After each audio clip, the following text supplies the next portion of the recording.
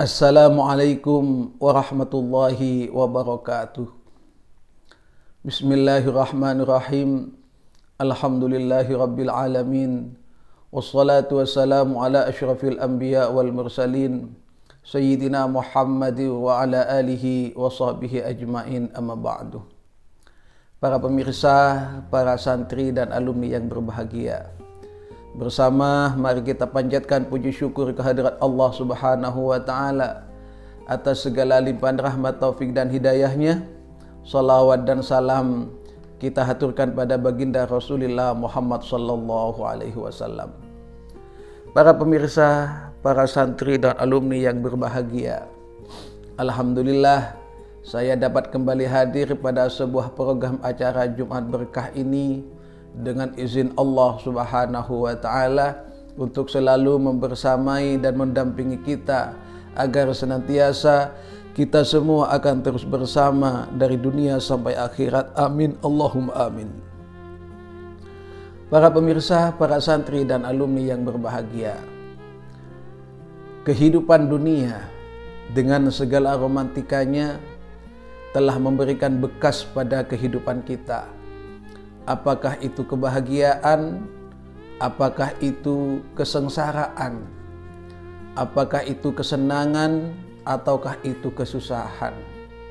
Pada kesempatan kali ini saya ingin menyampaikan qaulul hukama, yaitu dawuhnya para ahli hikmah, yaitu para ahli spiritualis, ahli dokter hati, yang menyampaikan bahwa salah satu asya tufarihul ghusos, ada 3 perkara yang dapat menghilangkan kesusahan, yang dapat menghilangkan kesengsaraan untuk mengangkat menjadi kebahagiaan.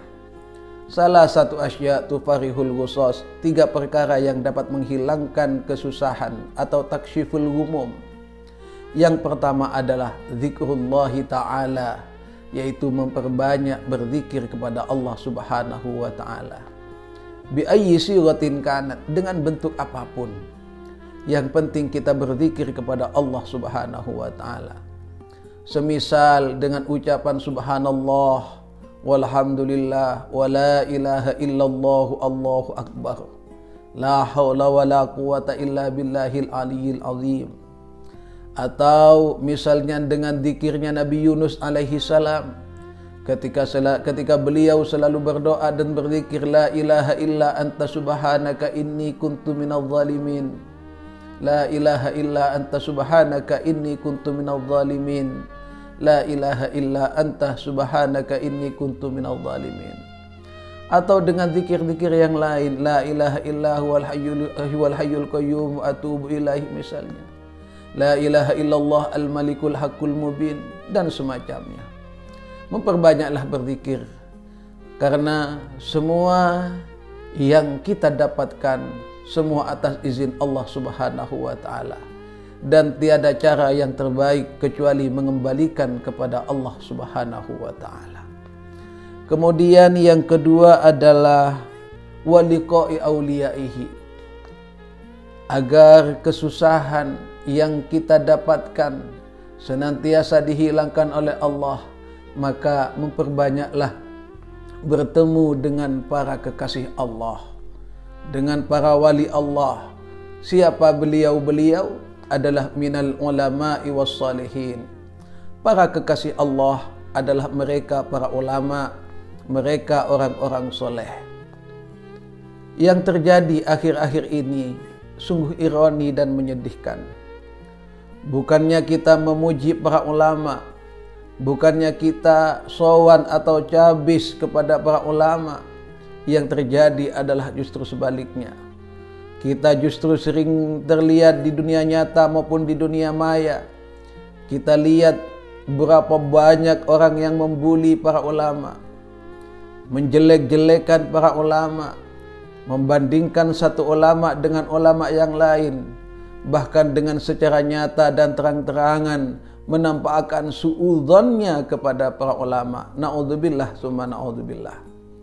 Para pemirsa yang berbahagia, Tentu setelah dikatakan bahwa para ulama adalah auliyaillah, para kekasih Allah, maka langkah yang paling baik yang harusnya kita lakukan adalah memohon doanya, memperbanyak bertemu dengannya, mengambil nasihat-nasihatnya, menyerap ilmu-ilmunya, dan semua itu kita lakukan demi kebahagiaan dari kehidupan kita, baik di dunia maupun di akhirat.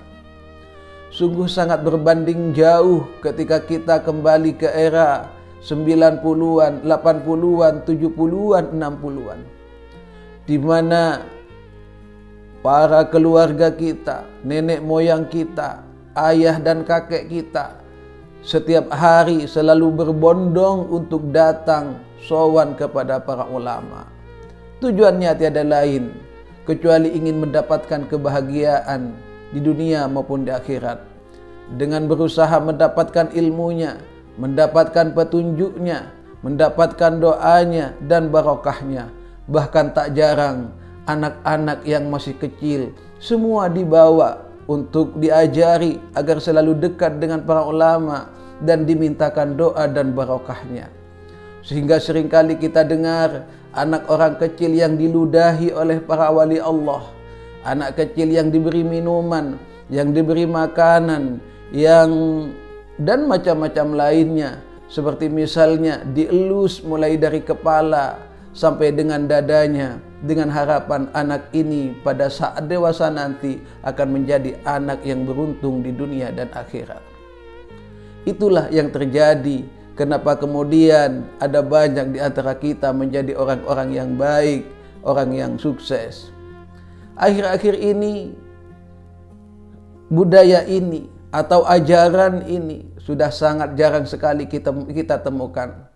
Kalaupun ada orang tua yang membawa anaknya, bukanlah dibawa kepada para ulama, kepada para kiai, pada orang-orang soleh, tetapi lebih kepada suatu tempat yang menurut mereka membahagiakan, seperti ke taman, tempat bermain, dan semacamnya, dengan alasan untuk membahagiakan anak.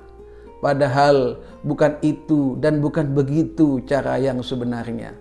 Karena kebahagiaan yang didapatkan dari sebuah permainan tak lama umurnya, hanya berkisar 1 jam, 2 jam, dan hanya habis dalam sebuah cerita. Itu pun jika ada yang mendengarkan. Tetapi kebahagiaan dunia dan akhirat ini merupakan tujuan utama kita, agar kita menjadi orang yang selalu dikenang dan bersejarah sepanjang masa. Kemudian yang ketiga adalah wa kalamul hukama. Ketika kita mengalami kesusahan, mengalami keruwetan, maka memperbanyaklah mendengarkan kalamul hukama, yaitu dawuhnya para ahli hikmah.